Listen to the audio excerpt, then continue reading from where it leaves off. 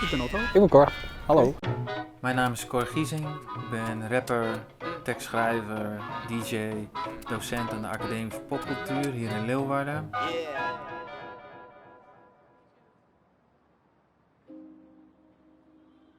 Via Dichter bij Leeuwarden ben ik in aanraking gekomen met deze tentoonstelling over Joodse smokkelkinderen in de Tweede Wereldoorlog.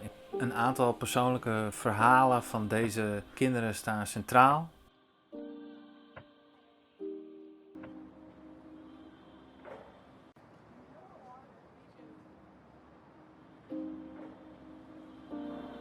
Tweede Wereldoorlog, tijd van de bezetting. De vrijheid lag aan de ketting. Joodse kinderen liepen door de Amsterdamse straten, angstig en verlaten, wangen nat van tranen. Zoveel prangende vragen, geen antwoorden en geen onderdak. Eerder die dinsdag waren hun ouders wreed opgepakt. Het was 1942, 14 juli om precies te zijn.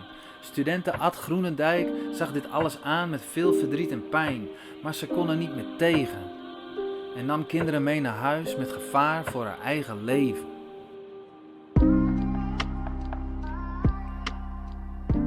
Deze geweldige heldendaad bleek de opmaat naar hoopvolle hulp die de Joodse kinderen kregen. Geen gewoon gegeven. Zij verdwenen uit het zicht, uit het dagelijks licht en bleven daardoor in leven. Onbeschrijfelijk schokkende dingen.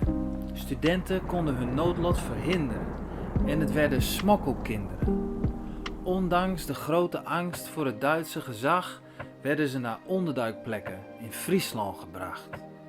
Ander geloof, andere gewoonten en andere gebruiken. Ongelooflijk wennen bij deze pleeggezinnen onderduiken.